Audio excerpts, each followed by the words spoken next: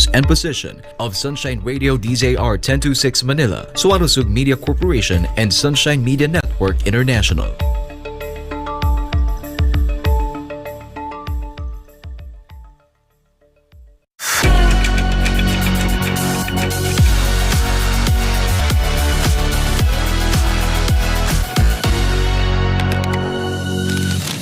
Good evening and welcome to SMNI. Here watching Business and Politics, I'm your host Dante Klink. Our guest tonight is Dr. William Dar, who twice served as Secretary of the Department of Agriculture. The first time was during the administration of Joseph Estrada. During his brief stint, Dr. Dar was credited for a remarkable 9.6% growth in the agriculture sector that has not been replicated to this day. As many know, he was again tapped as Agriculture Secretary by former President Rodrigo Duterte. From 2019 to 22, Dr. Dar pushed for the transformation of the Philippine agriculture through the 1DA reform agenda that has four major pillars: consolidation, modernization, industrialization, and professionalization. Of course, Dr. Dar's work in agriculture extends way beyond his time in government. To sum that up, he has been a champion of the poor, especially the small farmers, fisherfolk, and agripreneurs. For that, he has received many awards and recognitions, including the first Swaminathan Global Leadership Award for Sustainable Development 2022, given by the Indian Chamber of Food and Agriculture, the 10 Outstanding Young Men, or TOYM, of the Philippines in 1998, the Outstanding Filipino TOEFL Award in cognizance of his servant leadership in 2016, 11 honorary doctoral degrees from various colleges and universities across the country, and others too many to mention here. As his background suggests, our topic tonight will literally be about gut issues. Our general line will be, how do we ensure food security for all Filipinos? Doctor, please have a seat.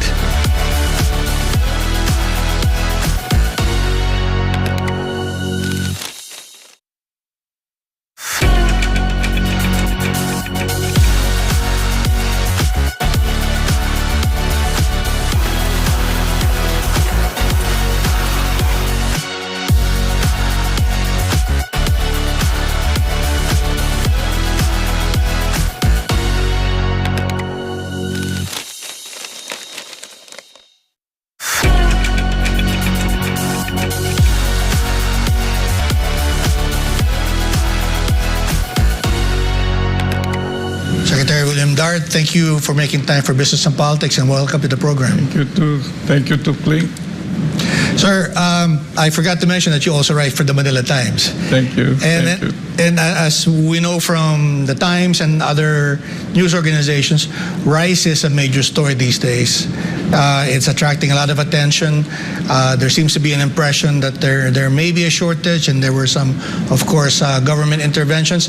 But as former secretary and someone who's really, who has your ear on the ground, so to speak, what's your assessment of the rice situation right now? Well, thank you, Klink, for this opportunity to be with you today or tonight. On the rice issue, according to government data, there is enough rice to feed the whole country, except that they also agree that there is very thin buffer stocking happening in the country today. So while we agree that there are global headwinds, maraming problema sa mundo impacting on our situation, like banning of India for the rice exports, and even to some extent Vietnam planning to tighten their exports. So that started the whole thing. There have been panic to some extent, knee-jerk reaction. And so there is now the existing price cap implemented by government. President, yeah. But everyone is also aware that there are consequences of this price cap. The farmers are affected in regard to the farm gate price. Already they were getting 20 and above pesos per kilo palay. Now with the price cap, that has gone down to 14, 15, 16 pesos per kilo palay. So they're affected. Also, the retailers are affected. And of course, while they're affected, government is also talking about giving subsidy, one-time subsidy to retailers. And of course, the farmers continue to receive subsidy from now and then. So, yes, I think I would like to also advocate that the option to really manage the prices of rice at this point in time is the lowering of tariffs. Okay. You know, presently when we import rice from ASEAN countries, there is a tariff of 35%. Now, I would believe that because the very objective of the tariff, that is to really collect for the farmers, the rice farmers, there is about now 17 billion pesos collected out of this tariff collection.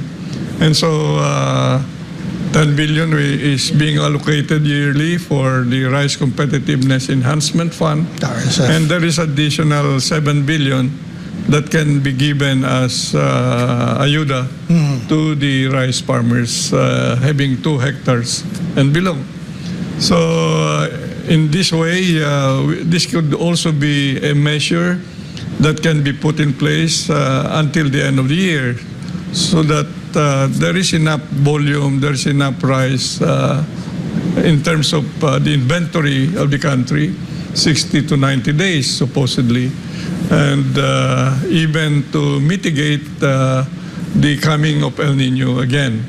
So there are many good measures that can be worked out to help both the farmers and the consuming public.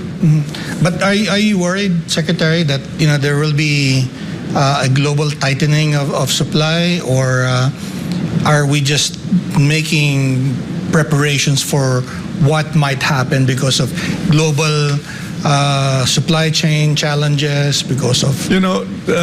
If El Nino becomes really a major happening coming, then drought will be present to most of the rice-producing countries. I see. And, the global rice market is a very thin market. Oh, okay. About 5 to 6% of global production.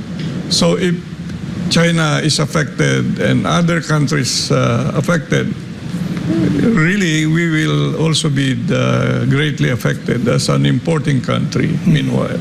It's curious for me to hear that this issue has revived that old policy debate, whether or not we should be rice sufficient or rice secure or food secure.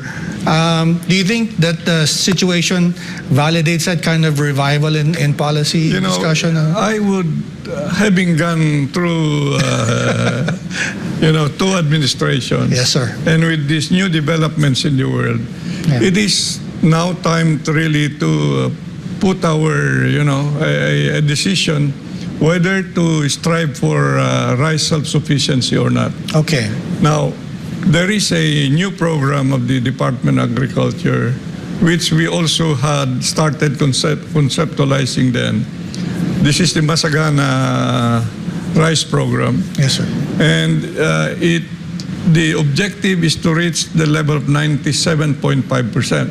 Okay. Okay, which is near 100% already. Yes. Now, can we be 100%? I think it's possible, but there are many things to consider. Okay. Number one, we need to continue and elevate our efforts in farm clustering. Okay. There's no scale, so to speak. It's all backyard. So backyard, so subsistence, 1 hectare average. So how can farmers apply mechanization in a big way? All right. So you need to cluster them, even turning them into cooperatives later, so that the necessary support services coming from government, like the giving of machineries and the drying facilities, warehousing, can be given through the cooperatives. Okay. Now, even if you have now this setup of clustered farms, then the private sector are encouraged to come forward and invest in rice production. Okay. With the present level of land holding at 1 hectare per family or per farmer for that matter, the private sector cannot come forward. So there you are. Scale, economies of scale is number one for us to be, looking forward for a sustainable 100% rice self-sufficiency. The second prescription I would call would be in the area of engineering, infrastructure development in broad terms. If you have build for airports, tollways and the like, this is the time to also consider a build for agriculture. What do I mean? Irrigation. Irrigation is number one. Rice production is dependent on water, good water management, availability of water. We still need to develop irrigation systems good for 1 million hectares. Okay. So if we are serious enough, then put that investment. And of course, at the rate the National Irrigation Administration is investing every year, they can only afford to develop good for 35,000 hectares. Okay. So we hope and we believe that the administration of President Marcos can accelerate the development of these irrigation systems good for 1 million hectares by way of having public-private partnership. Okay. So you bring the private sector, invest, and you pay them over time. So that's possible. So within the next 5 years, pwede nang ma-irrigatean yung 1 million hectares additionally. Now, what are the other infrastructures? We always have so much rain, and there is flooding. So there is destruction of agriculture. Floods and droughts. Yes, floods and droughts. Yeah. So we need now to consider in a big way the construction of rainwater catchments. Okay. In a big way. Even retrofitting the dams, the big dams that we have, so that you have secondary, tertiary, I see. cascading dams, Yeah. even sabo dams. So you are mitigating flooding. At the same time, you will have water for irrigation. You can also put fish, tilapia, hito in these big ponds. So there is merit to doing rainwater catchments in a big way. So that's again an engineering, intervention. Farm-to-market roads. Yeah. You dot the rural landscape with more farm-to-market roads so that you can encourage more production, not only in rice, but for other crops, high-value crops, fruit trees, plantation crops. What more can be done? The third part is the use of innovation now, technology, in the best way possible. Okay. So that we of course continue to support innovation system by way of research and development, continuously developing newer varieties, high-yielding varieties, climate-resistant varieties, and the like. So this is what I can see for the long-term sustainability of rice production in the country.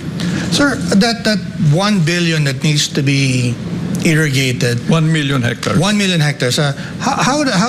How much will that cost? I mean, I know as probably Secretary, you probably looked into that before. If you can maybe recall, I mean, how much? I mean, is it a realistic number for a single administration?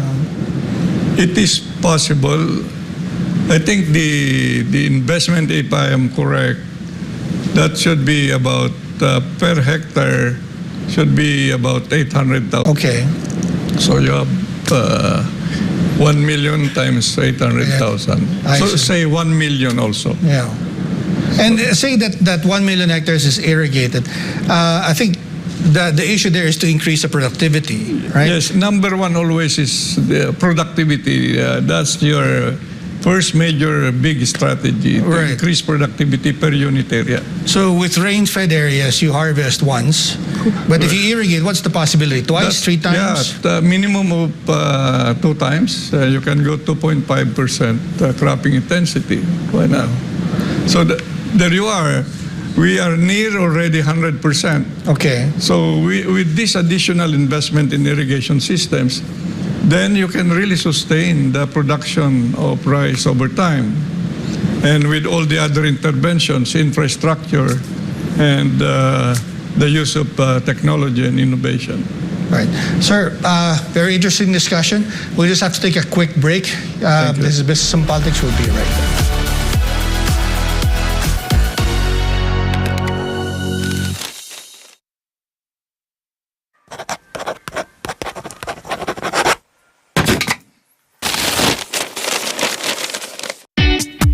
Magandang umaga Luzon, Visayas, Mindanao. Maayong buntag mga kapartner.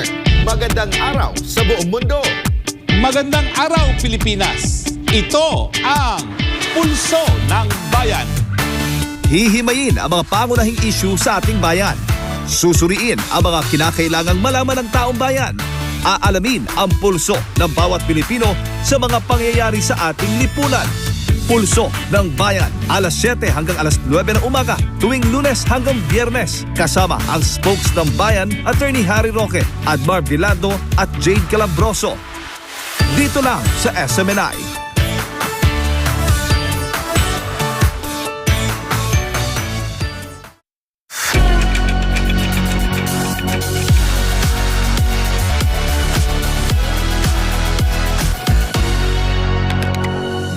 Welcome back to Business and Politics. We're talking to Dr. William Dar, former Secretary of the Department of Agriculture. Sir, very interesting discussion on rice.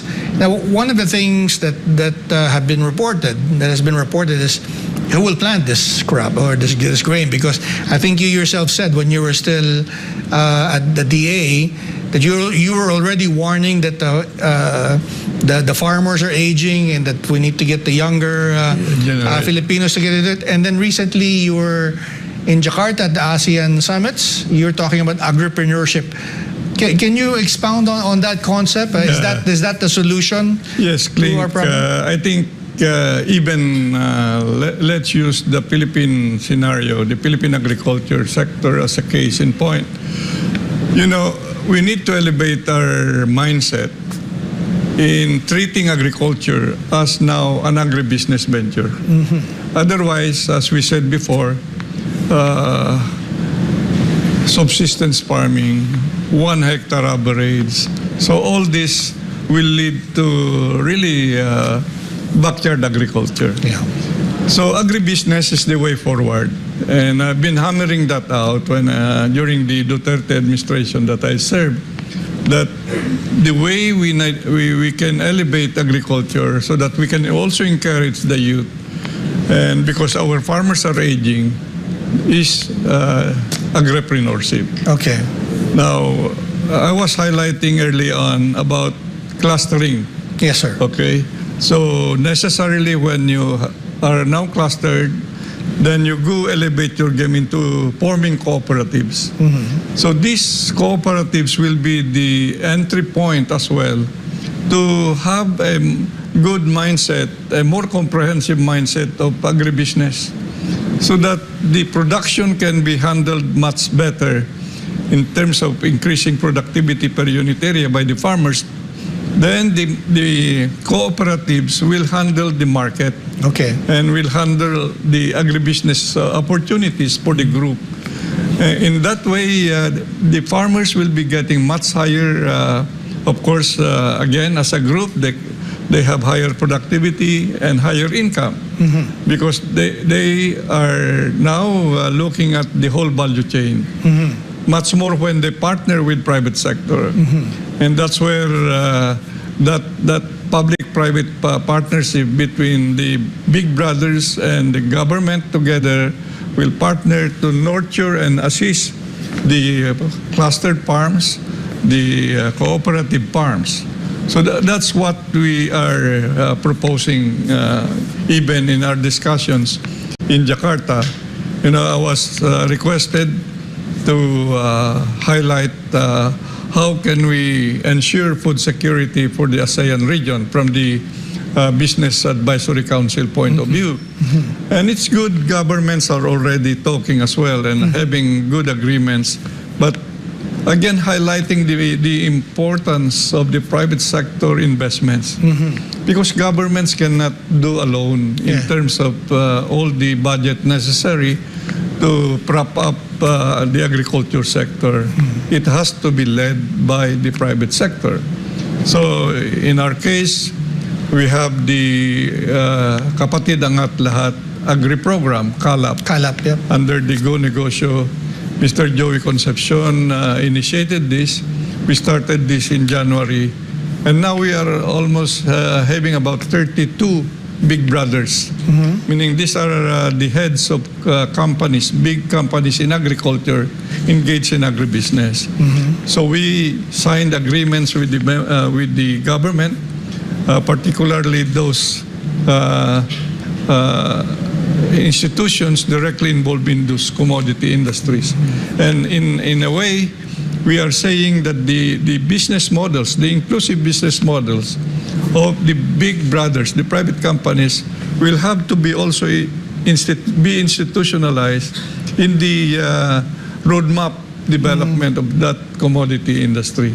So that's what the government has agreed to also, to really see to it that the successful models already experienced by private sector can also be advocated much more by government. Yeah. Secretary, do you think that's possible to do in rice? Because I see a lot of younger people going into with a high-tech approach to vertical farming. They have these higher value crops, but rice is quite strategic and important for the Philippines. Is it? Very much so. The new technologies, the drone technology for one. Yes. It can be used for direct seeding. Rice. Wow. Okay. It can be used to do some spraying. Okay. It can be used for fertilizing the rice, the biofertilizers for one. So there are many uses of these new technologies. Okay. Even simple apps like monitoring planting dates and harvesting dates, so that you can directly link them to, say, markets. Right. So these are very powerful tools, and now can encourage the younger generation to come because of that agribusiness orientation, because of the new use of technologies like drones, the apps, and even AI, artificial intelligence. Yes, everything is possible now that we can really bring the younger generation to agriculture and agribusiness. Is that already happening, Secretary, or do we need to do more promotions? Because I think when you were Secretary, when I was there as Secretary Klink, we saw to it that there are good programs that we initiated, and that's still ongoing. Okay, that's still being done by the present leadership. That's good, and we can accelerate. And even if there are other programs, like what I can mention one additional program which we started, but there's little funding today, is the startups in agriculture. We need to build up that mindset again, that culture of having to encourage the younger generation by way of having some funding for their initiatives and their ideas, having to have proof of concept before you go commercialize it. At the ASEAN meeting, they were talking about cross-border flow of funding for micro, small, and medium enterprises. Did you hear any of that discussion maybe apply to agripreneurs in ASEAN? Good you asked me that, Klink. We signed up, Go Negosyo here, through the Kapatid Angat Lahat program, agri-program, KALAP, signed up with 7 ASEAN countries. Wow, okay. So this is the first time at the ASEAN level, elevated na yung Business Advisory Council to Business Advisory Council level. And this morning we met, and there is a visit of the Malaysian group that will now pursue this collaboration at the business level. So ang ganda, we had signed first with Malaysia, followed by Indonesia, Thailand, Myanmar, Cambodia, Laos. So almost all the member economies are now utilizing this power of the Business Council as a way to enhance also this big brother relationship with the government to help the agri SMEs. Yes. So you know pretty well that there are lots of MSMEs in agriculture Yes, sir. needing capacity building, Yes, sir. needing all this assistance, mentoring, Yes. linkage to capital, and linkage to markets. Yeah. So ito po yung pinag-aabalan natin ngayon. Yeah, but outside of the Go Negosyo Kala program, you have been going around as well the region. Is there other opportunities you think for young entrepreneurs to connect with, say, Malaysian, Indonesian, Thai young entrepreneurs? Is that a possibility? Yes, that's part of the. I would call. We have now brought to the level of the ASEAN Okay. the CALAP program, Okay. where we will also look at possibilities of the young entrepreneurs to have partnership between and among countries already. I see. So iba't ibang member economies ng ASEAN, ganon, hindi lang yung big business, but Yeah. seeing to it that we will look at the possibilities of encouraging the younger generation to elevate their game in agribusiness. Yeah.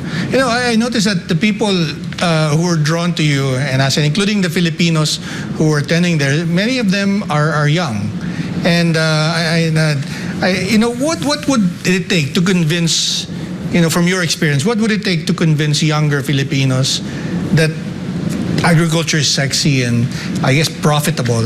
You know, there is this Young Challenge program that we started in DA. This was funded out of the initiative of Senator Amy Marcos. Okay. You know, there is this is a year-long program where they start with a province, goes to the regional, and now national. I see. So they are given, I mean, their ideas are translated into concept paper, and until they evolve and can showcase a proof of concept. That's an important program that can be upgraded again.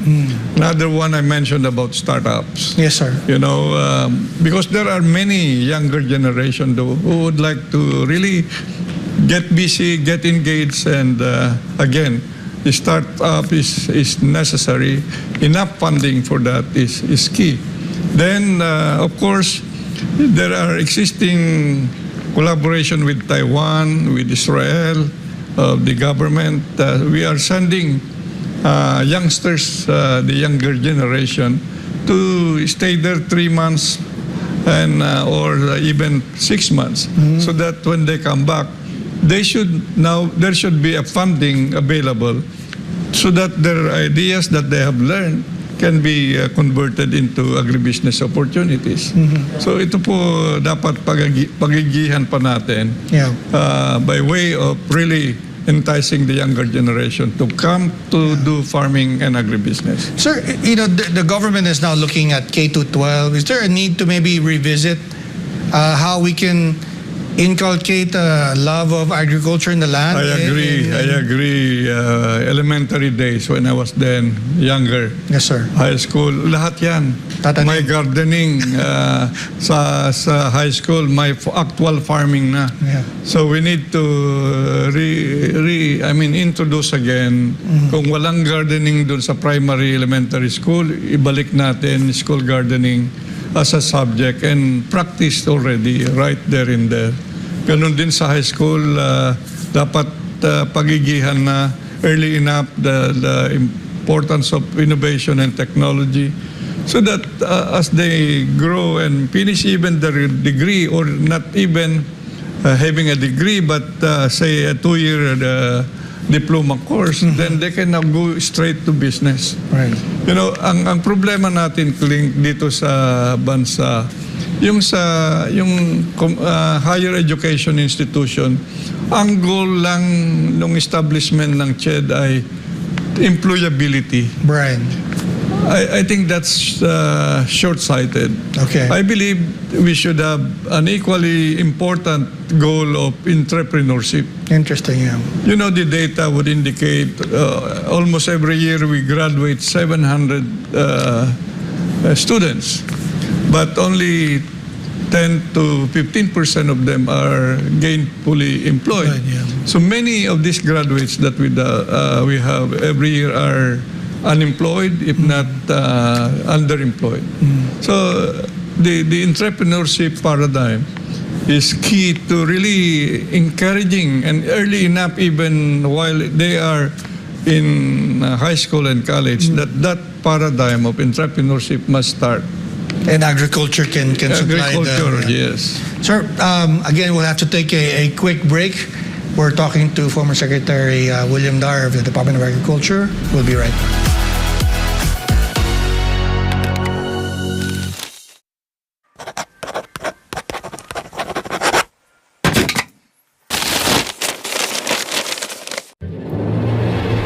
Problema nyo, itawag kay Panelo.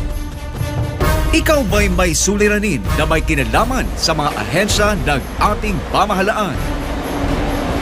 Inihahandog ng SMNI ang programang makakapiling ninyo sa araw-araw na maaring ninyong maging daingan. Tampok ang dating Chief Legal Counsel ng nakaraang Pangulo, ang veteranong abogado na si Attorney Salvador Sal Panelo. with bishops. Tulong at payo tagapamagitan sa ating mga lingkod bayan. Problema nyo, itawag kay Panelo. Lunes hanggang Biyernes, alas 9 hanggang alas 10 ng umaga. Dito lamang sa SMNI. Ang totoong boses ng bayan.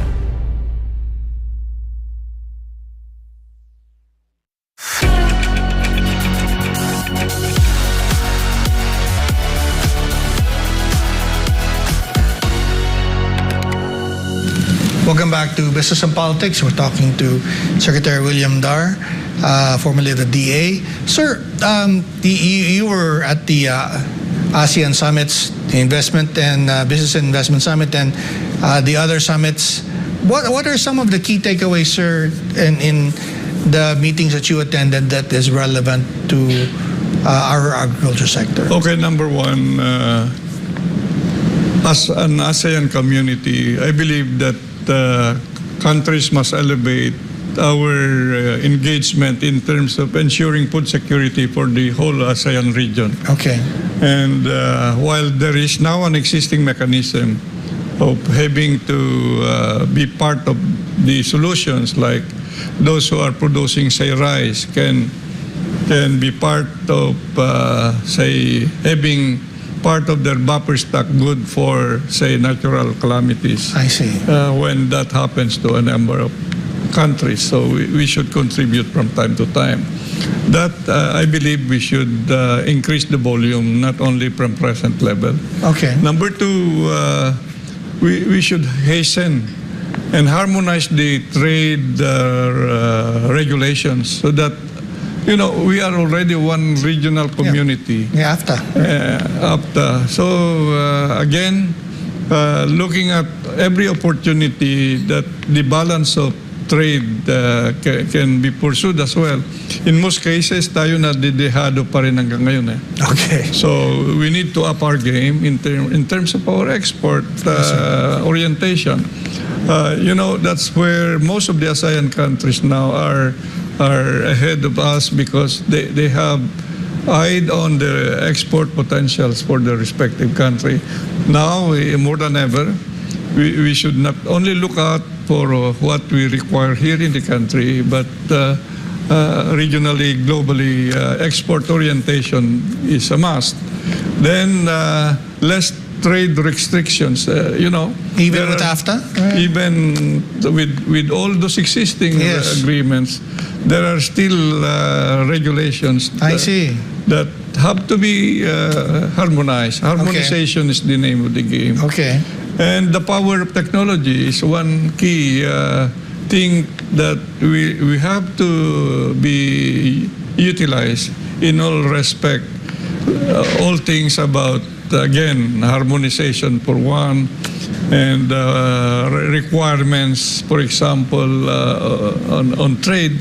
So I believe that this twin approach, you have the ASEAN government, that's the public route, while there is the route for the Business Advisory Council. I see. This is a good twin model that has to interact regularly, which they are doing. So in agriculture, like what we have signed, Malaysia for one, we said we are interested in terms of palm oil, Okay. rubber, and they are also interested maybe in poultry, Okay. because we are almost there. We are almost sufficient in poultry. Okay. So we can export poultry to Malaysia. So elevating the game again. In terms of rubber and palm oil, we need to request newer varieties of these plantation crops so that we can be competitive with the rest of the world. Again, the word there is Klink, is competitiveness. Okay. We need every step of the way now to be globally competitive. Otherwise, maiiwan tayo palagi. Right. So every opportunity in terms of elevating our productivity, even to the extent of course, profitability will always be there. So you need to lower your cost of production. Sure. And sustainability concerns, the impacts of climate change. We need now to decarbonize Right. our agriculture, because agriculture is one of the source of the greenhouse emission. Sir, one of the things I heard during the meetings was the need for more complementarity. And you've been talking about that. There should be more trade among the ASEAN members. But one of the practical issues that I've heard from Filipinos is that we make many of the same things that our neighbors make.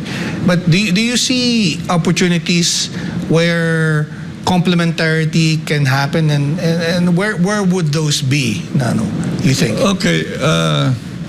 For example, I was talking already about yung kailangan ng Malaysia or other countries na ang dominant population mo ay Muslim. So they need chicken, So halal. they need halal products. Yeah. So dapat ito yung pagigihan ng Pilipinas to produce more of halal products and export it to these countries dominated by Muslims.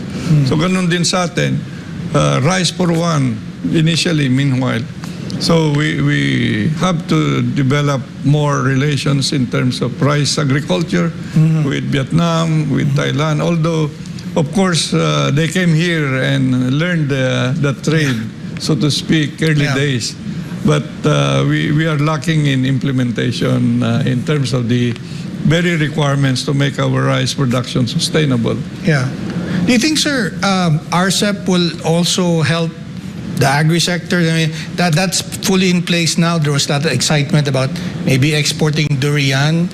Are we ready? I mean... I think, again, the name of the game for RCEP is competitiveness. Yes. And, of course, competitiveness in terms of leveling up your productivity. And being globally competitive, you reduce your cost of production. Yeah. And you have to have volume. Okay. You have to have quality. Okay.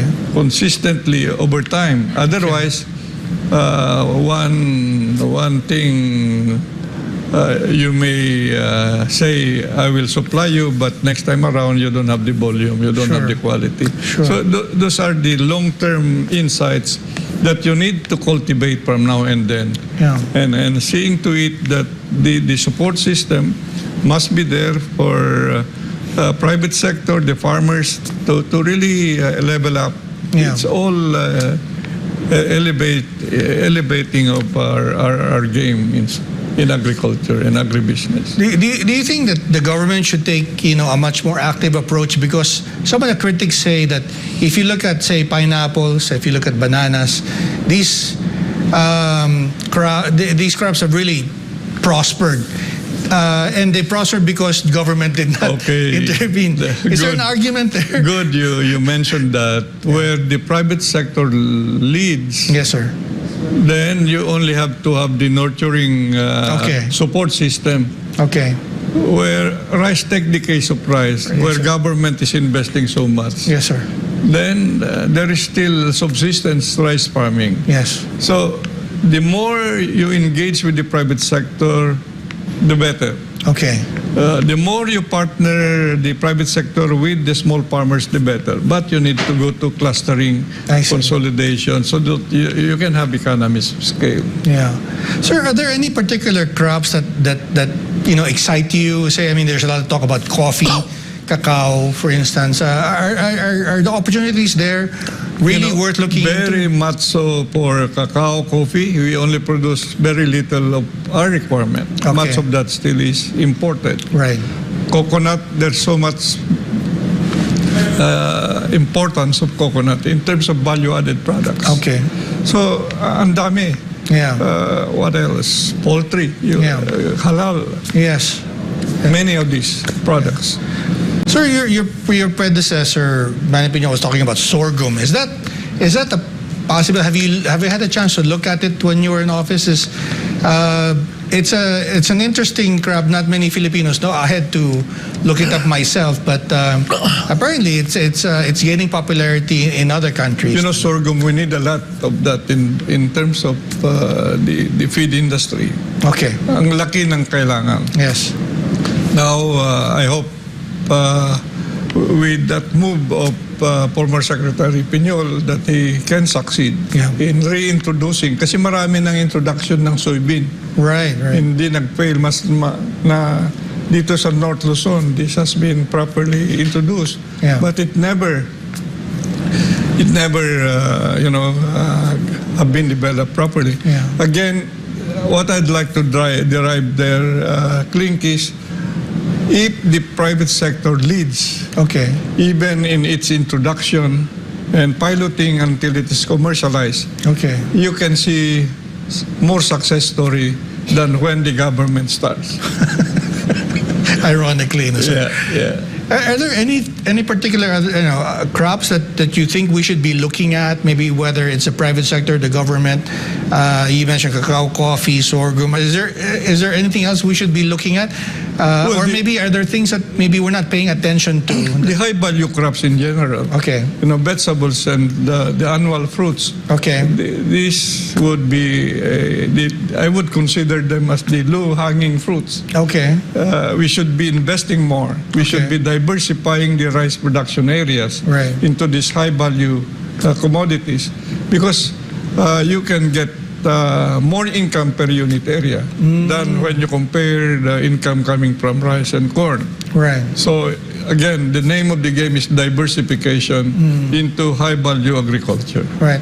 Sir, what do you think about, say, cassava? Because we were in Indonesia. I hear that country uses cassava to make flour, noodles. It's needed very much by the livestock industry. Yes, and I heard some of your Filipino friends who were with you, they were saying that there's even technology to make noodles from pumpkins, from... Lahat po yun pwedeng magawa, except we don't have the volume. I see. Again, it's all backyard, it's all small land holdings. Okay. So that's why we can promote as many of these promising commodities if you have the scale. Okay. So the farm clustering will be a key strategy to enticing again the private sector to come forward.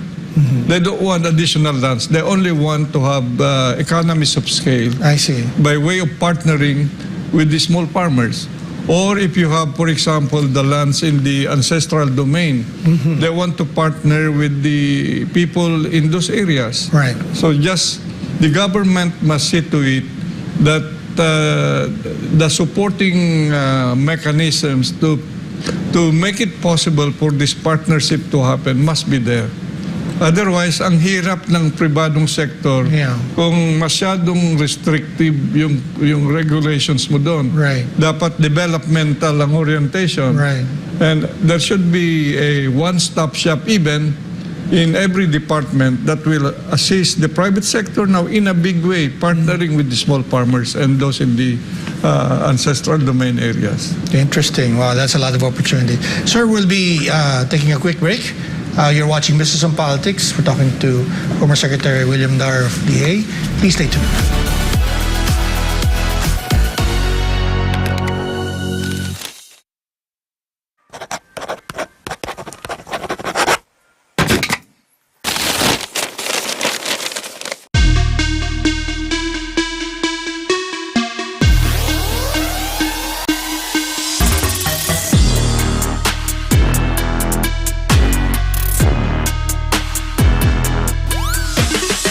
Abangan ang Banateros tuwing Martes at Huwebes, live dito lang sa SMNI. Yan ang Banateros, walang inuurungan. Pag tama palakpakan, pag mali ay babanatan. Yan ang Banateros.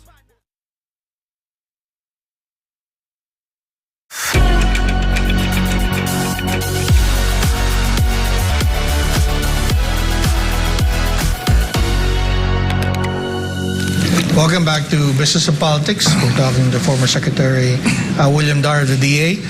Sir, what's your outlook for the sector? I know we have, as you mentioned earlier, El Nino coming up at the end of the year, lasting probably through the first quarter of next year. We still have, the war in Ukraine that is causing a lot of issues. But what's your assessment and forecast for the end of the year and early next year? Now, with what is happening in rice today, and with the presence of a leader in the Department of Agriculture, who is the President of the Republic, I think this is the time really to have a good surgical approach to reinventing Philippine agriculture, to rejuvenating Philippine agriculture, so that the very long-term goal natin to say in rice have self-sufficiency, lahat na yan, we have to harness everything possible towards that direction. Okay, the same is true for other crops. We need to go for diversification. We need to have higher budget allocation. Alam mo ba, Klink, ang high-value crops, which is the low-hanging fruit I was mentioning, only has about 2 billion peso budget. Oh, okay. While the rice, of course, being a political commodity, has more than, that's about 40 billion pesos budget. So the budget of Department of Agriculture is rice-centric. Why not? But let's see to it also that the budget for other commodity industries like high-value agriculture, fisheries, and aquatic resources, livestock for one, ay dapat significant po ang pag-angat ng budget. And what's our level of budget today compared to ASEAN member economies? The annual budget allocation for agriculture is only about 1.6 to 1.8% of national budget. Okay. Other countries now are nasa 3% to 6% na. Wow. So we need We're to catch behind up. talaga. We are far behind. Yeah. If we want really, now is the chance for President Marcos, being the leader in the department, to say, okay, by this time we should be at this level. And of course, you reform also the bureaucracy there in the department. Strengthen the bureaucracy so that they have to have the absorptive capacity to implement properly additional budget for these various commodity industries. We need a strong leader. We need, of course, many of the people there are dedicated. Sure. They need just to elevate their game. They need to up their game. Because yeah, the challenge is there for agriculture to still become the backbone of this country. So ganun po, let's rejuvenate Philippine agriculture and seeing to it that the right budget should be there. Long term, hindi lang short term. Of course, we need to look at short term. Sure. But even this time around, we need to plan the long-term investments. As I was saying, those public goods that must be there should be the target of the investments for Philippine agriculture. I was mentioning about, again, how can you have economies of scale? Yes. So the supporting mechanism, how can you have the right level of infrastructure in terms of irrigation, farm-to-market roads, post-harvest facilities, rainwater catchments, the dams. Ngayon na, itama na natin ngayon lahat. Para sa ganun ay, yeah, we are creating and ensuring the food requirements of our country in the future, given global headwinds. Sure. Global headwinds will always be there from here and there. Yeah. So anticipate this. Yeah. We need to have this anticipatory thinking and seeing to it that we start the day one, from day one, investments along this long-term track. Yeah. Sir, I'll put you on the spot a bit. As you said correctly, the president, by taking on the DA portfolio, has elevated the profile of the department. But some critics are also saying that he has other important things to do, which are also bearing fruit now. His foreign trips are attracting a lot of attention for the Philippines, and as a result of that and other things, they're saying that maybe there should be a full-time agriculture secretary. You've been in that position before. Do you have a take on it? Which is a better approach? Klink, I was in favor initially then that the president continue, to be the secretary of Agriculture because of the things that I mentioned. Yes. That Philippine agriculture has been neglected, Yes. underinvested, Yes. and there is little private sector engagement today in Philippine agriculture. Yes. So we want him to succeed, of course, always. Yes, of course. And this is the time for him to really restructure the whole thing, increase the budget to a very significant level, and reform the bureaucracy, and leave to a full-time Secretary of Agriculture. The President, we know he has many other concerns, not only for agriculture. Sure. His time is limited. Sure. So that what I'm saying here, after putting the foundation for growing and developing Philippine agriculture, then he has to have a trusted, loyal secretary of the Department of Agriculture. Other government policies that the Marcos administration should be looking at. They have been talking about maybe the Land Use Act. There are a number of programs to help MSMEs. Are there other things that maybe deserve attention also that can benefit? Mention have been made about Land Use Act. Yeah. Every administration wants that passed. Yeah, for but decades. Never. If he wants to put a legacy, and this is one of them, let's have now a Land Use Act. Okay. Number two, the reforms that he wants to make in Philippine agriculture, this is the time to go to the Congress, both House and the Senate, to legislate. For example, itong economies of scale consideration for farm clustering, and what are the support systems. Yeah.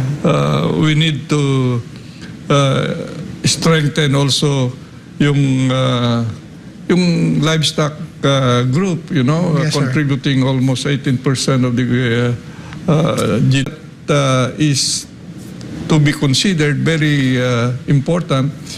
Di ba na-devolve na itong extension to the local governments under the local government code?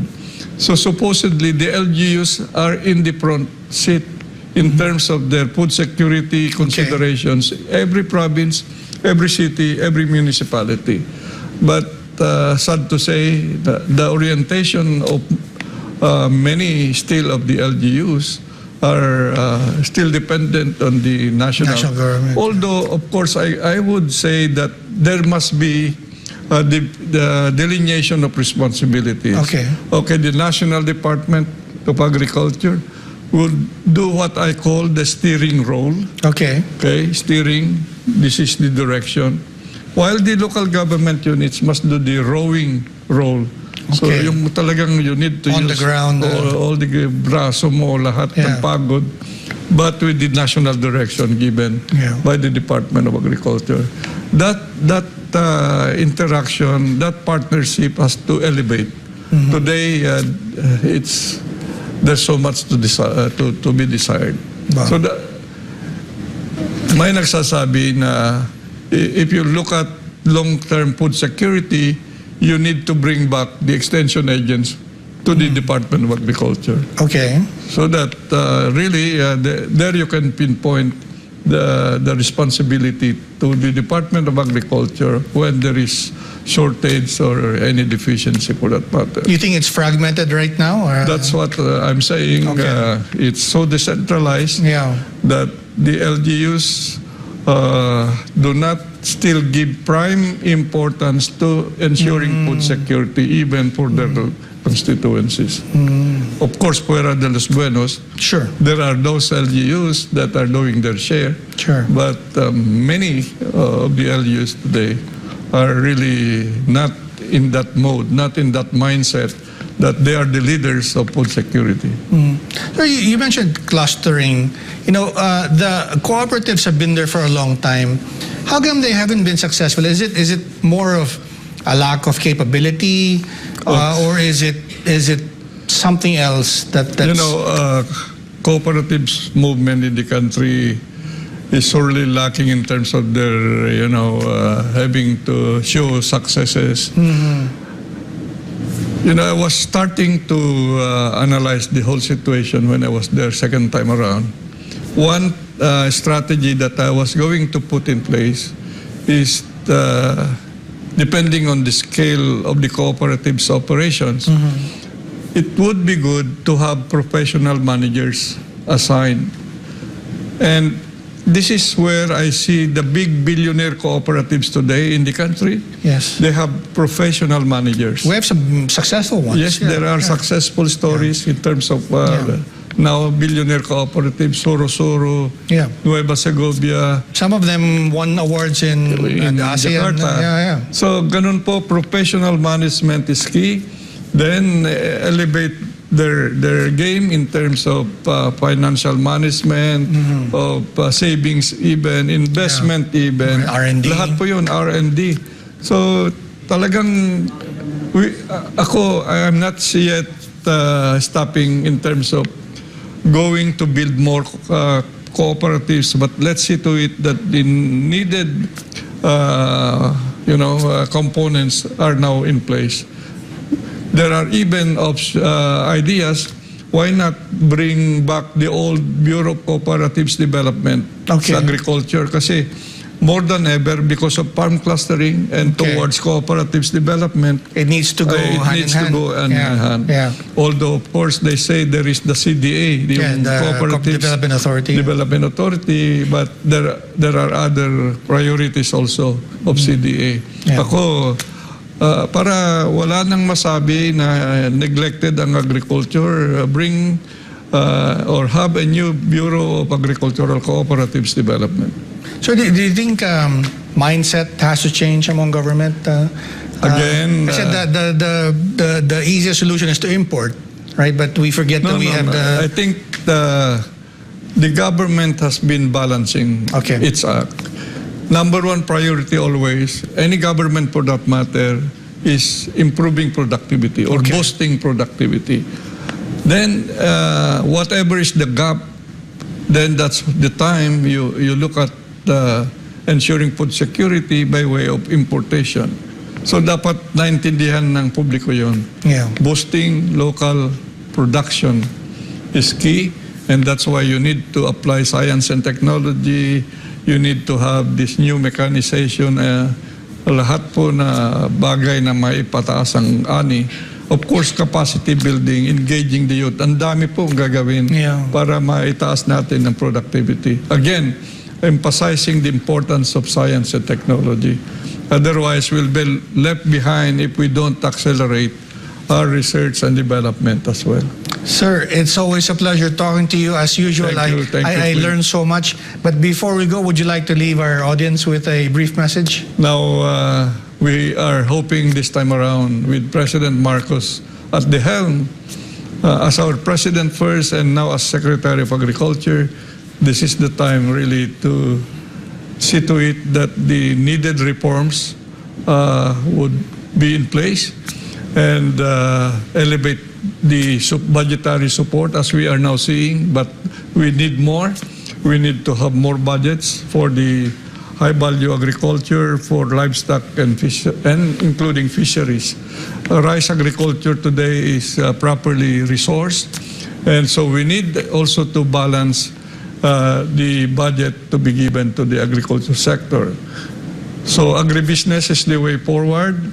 That mindset has also to be, cascaded all down there with the farmers. They are agripreneurs. That's the bottom line. We need to have that mindset of being an agripreneur. Sir, thank you very much for your Salamat po. time. I'd like to thank our viewers watching this program as well as those watching the replay. I'd like to thank Pastor Apollo Kiboy for making this program possible. This has been Business and Politics. I'm Dante Klink, and I will see you next week.